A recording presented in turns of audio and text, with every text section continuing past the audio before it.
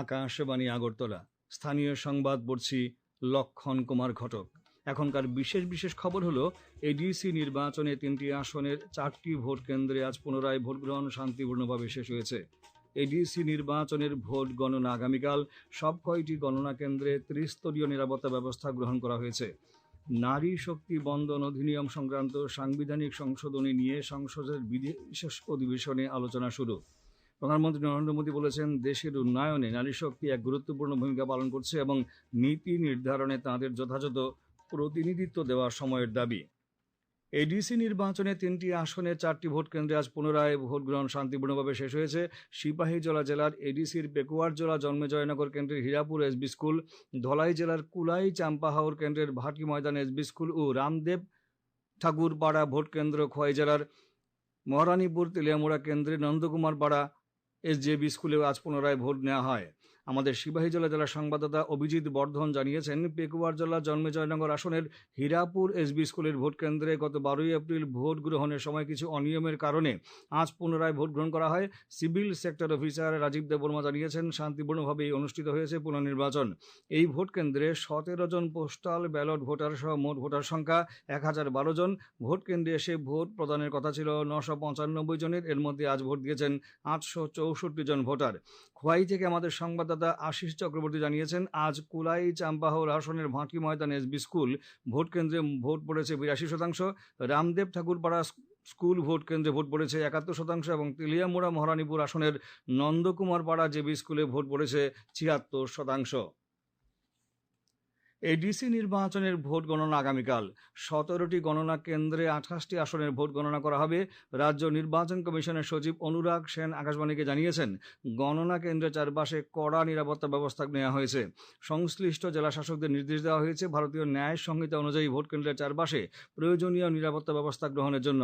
রাজনৈতিক দলের কর্মী সমর্থকদের জমায়েতের জন্য নিরাপদ দূরত্ব বজায় রেখে নির্দিষ্ট এলাকা চিহ্নিত করতে রাজ্য নির্বাচন কমিশনের সচিব বলেছেন, আগামীকাল ভোট গণনায় প্রথমে পোস্টাল ব্যালটে গণনা হবে, তার অব্যবহিত পরে ইভিএম এর ভোট গণনা হবে।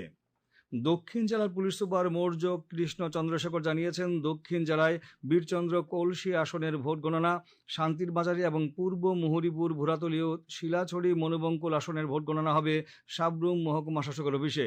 গণনা কেন্দ্রে ত্রিস্তরীয় নিরাপত্তা ব্যবস্থা থাকবে। আগামীকাল ভোট গণনা উপলক্ষে আজ কুমারঘাটের পঞ্চায়েতি রাজ ট্রেনিং ইনস্টিটিউটে গণনা কর্মীদের নিয়ে মহড়া তথা প্রশিক্ষণ পর্ব অনুষ্ঠিত হয়। এখানে গণনার কাজ সুষ্ঠুভাবে সম্পন্ন করতে করণীয় এবং রাজ্য নির্বাচন কমিশনের নির্দেশিকা সম্পর্কে অবহিত করা হয়। উল্লেখ্য, মাছমারা ও করমছড়া আসনের ভোট গণনা করা হবে কুমারঘাট গার্লস স্কুল গণনা কেন্দ্রে। কুমারঘাটের এসডিএম তথা রিটার্নিং অফিসার এএনএস চাকমা এই খবর জানিয়েছেন। এডিসি নির্বাচনের ভোট গণনা উপলক্ষে আগামীকাল আকাশবাণী আগরতলার FM উজ্জয়ন্তে বিশেষ নির্বাচনী সংবাদ সম্প্রচার করা হবে।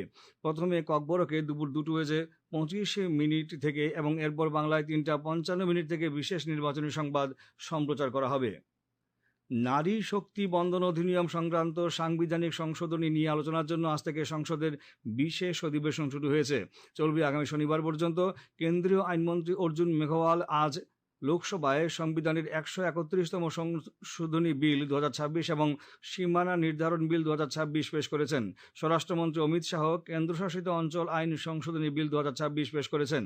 বিলগুলো পেশ করার সময় আইনমন্ত্রী অর্জুন রাম মেঘওয়াল আজকের দিনটিকে ঐতিহাসিক আখ্যা দিয়ে বলেন, সরকার নারীদের রাজনৈতিক ন্যায় বিচার দিতে কাজ করছে। তিনি বলেন, সংবিধানের 131তম সংশোধনী বিল 2026 নারীদের ক্ষমতা ও সমতা নিশ্চিত করবে। Doctor B.R. আম্বেদকরকে উদ্ধৃত করে শ্রী মেঘওয়াল বলেন, একটি সম্প্রদায়ের অগ্রগতি পরিমাপ করা হয় নারীরা কতটা অগ্রগতি অর্জন করেছে তার ভিত্তিতে। তিনি বলেন, নারীদের জন্য 33% আসন সংরক্ষণ এখন শুধু সময়ের অপেক্ষা। আইনমন্ত্রী বলেন, সারা দেশে নারীদের জন্য সংরক্ষিত আসনের একটি অভিন্ন এবং আইনগতভাবে সামঞ্জস্যপূর্ণ বন্টন বাস্তবায়নের জন্য লোকসভার মোট আসন সংখ্যা বর্তমান সংখ্যার চেয়ে 50% বাড়ানোর প্রয়োজন হবে। তিনি আরও বলেন যে এই বৃদ্ধির ফলে লোকসভার নতুন সদস্য সংখ্যা হবে 815 জন। তিনি বলেন যে এর মধ্যে 272টি আসন নারীদের জন্য সংরক্ষিত থাকবে। নারী শক্তি বন্দন অধিনিয়মের সাংবিধানিক সংশোধনী বিলটির উপর আলোচনা করতে গিয়ে প্রধানমন্ত্রী নরেন্দ্র মোদী বলেছেন, দেশের উন্নয়নে নারী শক্তি এক গুরুত্বপূর্ণ ভূমিকা পালন করছে এবং নীতি নির্ধারণে তাঁদের যথাযথ প্রতিনিধিত্ব দেওয়া সময়ের দাবি। প্রধানমন্ত্রী বিরোধী দলগুলিকে এই ঐতিহাসিক আইনটিকে রাজনৈতিক রং না দেওয়ার জন্য আবেদন করেছেন, কারণ এটি সবার এবং দেশের গণতন্ত্রের জন্য মঙ্গলজনক হবে। তিনি বলেন, যারা এখন এই আইনের বিরোধিতা করবে ভবিষ্যতে তাদের তার ফল ভোগ করতে হবে। শ্রী মোদী বলেন, এটি দেশের গতিপথ ভবিষ্যৎ নির্ধারণে একটি গুরুত্বপূর্ণ ভূমিকা পালন করবে। नारी शक्ति देश के गौरव को बढ़ाने वाले परचम लहराने में कहीं पीछे नहीं है। हम गर्व कर सके इस प्रकार से जीवन के अलग अलग क्षेत्रों में आज हमारी माताएं बहनें बहुत बड़ा योगदान, हमारी बेटियां तो कमाल कर रही है जीवन के हर क्षेत्र में। इतना बड़ा सामर्थ्य, उसको हम हिस्सेदारी से रोकने के लिए क्यों इतनी ताकत खपा रहे हैं जी? उनके जुड़ने से सामर्थ्य बढ़ने वाला है। और इसलिए मैं आज अपील करने आया हूं आपके पास कि इसको राजनीति के तराजू से मत तोलिए। প্রধানমন্ত্রী আরও বলেন, একটি উন্নত ভারত কেবল পরিকাঠামো, রেলপথ বা অর্থনৈতিক সূচকের মধ্যে সীমাবদ্ধ নয়, এবং বরং এতে নারীদের সমান অংশগ্রহণও প্রয়োজন। তিনি বলেন, সরকার নীতি নির্ধারণে সবকা সাথ সবকা বিকাশের চেতনা চায়।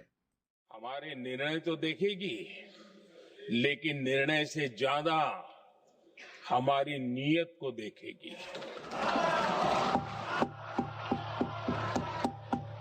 और इसलिए हमारी नीयत की खोट देश की नारी शक्ति कभी माफ नहीं करेगी।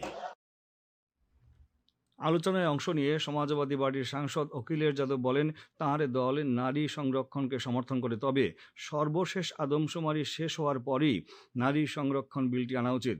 কংগ্রেস সাংসদ গৌরব গগৈ বলেন, কংগ্রেস দল নারী সংরক্ষণের পক্ষে, কিন্তু এটিকে সরলীকরণ করা উচিত এবং আসন পুনর্নির্ধারণের সঙ্গে যুক্ত করা উচিত নয়। তিনি বলেন, লোকসভার বিদ্যমান 543টি আসনের ভিত্তিতেই এই সংরক্ষণ হওয়া উচিত। সংসদে পেশ করা নারী শক্তি বন্দন অধিনিয়ম বিলকে স্বাগত জানিয়ে আজ আগরতলা শহরে বিজেপি সদর শহর জেলা ও সদর গ্রামীণ এলাকার মহিলা সংগঠন ধন্যবাদ সূচক পদযাত্রার আয়োজন করে। পদযাত্রায় নেতৃত্ব দেন বিধানসভার মুখ্য সচেতক কল্যাণী সাহা রায়, মহিলা মোর্চার সভানেত্রী মিমি মজুমদার, সহসভানেত্রী পাপিয়া দত্ত প্রমুখ। রাজ্যপাল ইন্দ্রসেনা রেড্ডি নাল্লু বলেছেন, আগরতলা পুর নিগম আগরতলা শহরকে নিরাপদ পানীয় জল সরবরাহে গুরুত্বপূর্ণ ভূমিকা পালন করছে। আজ আগরতলা শহরের বিভিন্ন জল নিষ্কাশনী ব্যবস্থা, উষাবাজারে 4 MD ক্ষমতাসম্পন্ন সুয়েজ ট্রিটমেন্ট প্ল্যান্ট, চান্দিনামুড়ায় RMF স্টেশন পরিদর্শন শেষে তিনি একথা বলেন। এ খবর শুনছেন আকাশবাণী আগরতলা। জনবিশ্বাস বিধান সংশোধনী বিল 2026 চলতি এপ্রিল মাসেই সংসদের উভয় কক্ষে অনুমোদন লাভ করেছে। এই বিল ভারতের আইনি ও প্রশাসনিক ব্যবস্থাকে আধুনিক ও নাগরিক কেন্দ্রিক করার এক বলিষ্ঠ পদক্ষেপ। 59 জেলা সদর কৈলাসহরে এই সময়োপযোগী বিল নিয়ে ইতিবাচক সাড়া পাওয়া গেছে। এ নিয়ে একটি প্রতিবেদন। সংসদের 2 কক্ষ রাজ্যসভা ও লোকসভায় জনবিশ্বাস বিধান সংশোধনী বিল 2026 পাশ হওয়ায় 59 জেলাতেও নানা পেশার নানা বয়সের নাগরিকরা সন্তোষ প্রকাশ করেছেন। নাগরিকদের দৈনন্দিন জীবনকে সহজতর করতে এবং আস্থাভিত্তিক শাসন ব্যবস্থা নিশ্চিত করাই এর মুখ্য উদ্দেশ্য। বিলে শাস্তির আগে সতর্কবার্তা, অপরাধ অনুযায়ী উপযুক্ত জরিমানা, দ্রুত ও ন্যায়সঙ্গত নিষ্পত্তি এবং সময়োপযোগী জরিমানা কাঠামোর সংস্থান রয়েছে। কৈলাসহর পুর এলাকার বাসিন্দা অর্চিতা দে, অরিন্দম সরকাররা সংসদের উভয় কক্ষে এই যুগান্তকারী বিল অনুমোদন লাভ করায় খুশির কথা জানিয়েছেন। তারা কেন্দ্রীয় সরকারকে আন্তরিক ধন্যবাদও জানান। 79টি আইনের ক্ষেত্রে এই বিল পরিবর্তন এনেছে, যার মধ্যে অন্যতম হলো, আগে যে ছোট ছোট কাজের জন্য আমরা ফৌজদারি আইনের আওতায় পড়তাম, অতি সহজে আমাদের জেল হয়ে যেত, সেই ক্ষেত্রে সেখানে আর্থিক জরিমানার মাধ্যমে এবং অন্যান্য সহজ উপায় অতি দ্রুত আমরা তার থেকে বাঁচতে পারব। তো এই ধরনের একটা বিল আমাদের সবার জীবনকে এগিয়ে নিয়ে যাওয়ার জন্য এই ধরনের জনবান্ধব বিলকে আমি স্বাগত জানাই। এই বিল এক যুগান্তকারী পদক্ষেপ হিসাবে আমি মনে করি ভারত সরকারের পক্ষে গৃহীত এই পদক্ষেপ ভারতবর্ষের সাধারণ মানুষের এবং উদ্যোগের ক্ষেত্রে বৈপ্লবিক পরিবর্তন আনবে, করিয়ে বিকশিত ভারত গড়ার ক্ষেত্রে এক গুরুত্বপূর্ণ ভূমিকা পালন করবে বলে আমি বিশ্বাস করি। এজন্য আমি ভারত সরকারকে আন্তরিকভাবে ধন্যবাদ এবং কৃতজ্ঞতা জ্ঞাপন করছি। প্রসঙ্গত, এই সংশোধনী বিলে 23টি মন্ত্রকের আওতায় 79টি কেন্দ্রীয় আইনের 784টি বিধানকে সংশোধন বা অপরাধমূলক ব্যবস্থা মুক্ত করার প্রয়াস নেওয়া হয়েছে। 59 জেলা থেকে অনুপম ভট্টাচার্যের প্রতিবেদন। সংবাদ কক্ষ থেকে সুমন ভট্টাচার্য, আকাশবাণী, আগরতলা। আগামী 24 ঘন্টায় রাজ্যের উত্তর জেলা, ধলাই, ঊনকোটি ও পশ্চিম জেলায় 40 থেকে 50 কিলোমিটার বেগে ঝোড়ো হাওয়া সহ বৃষ্টির সতর্কতা জারি করেছে আবহাওয়া দপ্তর। তাছাড়া খোয়াই, দক্ষিণ ও সিপাহীজলা জেলাতে বজ্রবিদ্যুৎ সহ 30 থেকে 40 কিলোমিটার বেগে ঝোড়ো হাওয়া সহ বৃষ্টিপাতের সম্ভাবনা রয়েছে।